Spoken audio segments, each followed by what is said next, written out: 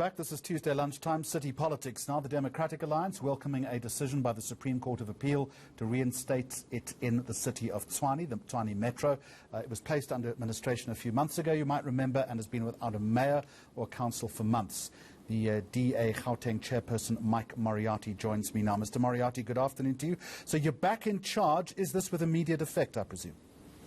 Well, it is with immediate effect, and in fact the judgment was actually handed down on the 28th of April. The problem, though, was that the ANC, particularly the MEC for local government, a guy by the name of Lebogang Maile, chose to appeal the judgment, and there were a series of 2 or 3 judgments in our favour, but in each time when we got a judgment in our favour, there was yet another appeal, which actually stopped us from returning to office quite early on in this year. The fact is that there is a minority government per se, because no party within the council has more than 50% of the vote. Not even a two-party coalition outside of the ANC EFF. The fact is that a series of discussions have to take place from this point in time.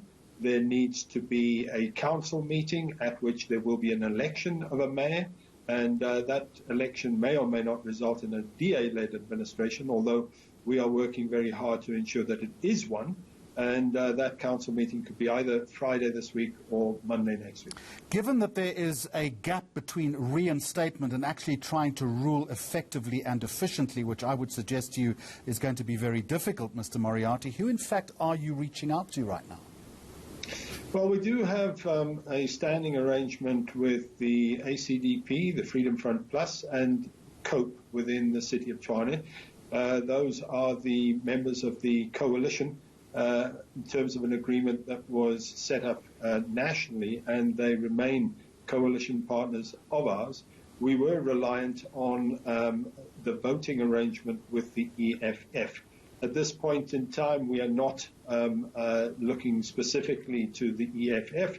We are opening discussions with the ANC and the EFF in order to look for a means of cooperating without necessarily involving them in a coalition.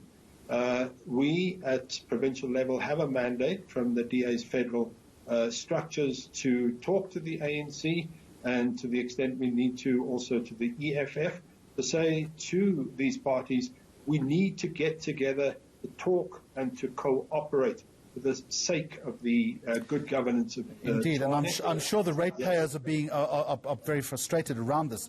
The reality of the situation, though, is you don't have that much chance of succeeding when it comes to those talks, given that you failed in the past.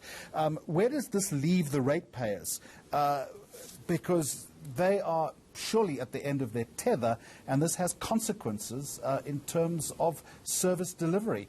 The reality is you're more than likely going to find yourselves back where you started. No, because in terms of the judgment, Jeremy, there was a requirement that councillors attend council meetings. There is a mandamus in place which makes it a contempt of court issue if councillors decide that they're going to break up and disrupt a decision of council. Now, I want to make it known that it only takes a simple majority to elect a mayor. And once the mayor is elected, there is an administration in place. So there can be a minority government in place. It will take, though, a quorum in council to achieve that. And the judgment that we achieved puts the mechanisms in place to make that a possibility. But we would not like to see any form of disruption, and it's with that in mind that we are having these engagements. And I must tell you, Jeremy, that the spirit and the appetite is different to what it was this time last year. You've already accused MEC Lebogang Maile of a politically motivated power grab. Yes. What's to stop him or the party doing this again? Well, there's a court judgment.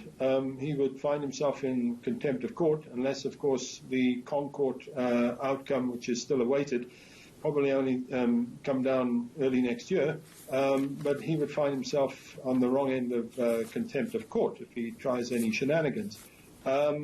We think that what really ought to happen, Jeremy, is that people should recognize that this man has single-handedly disrupted the governance of the City of Tshwane, has disrupted service delivery to all residents in the City of Tshwane, not in DA wards, but all wards, including wards with councillors from his own party. He should be held to account by his own party and by his own Premier.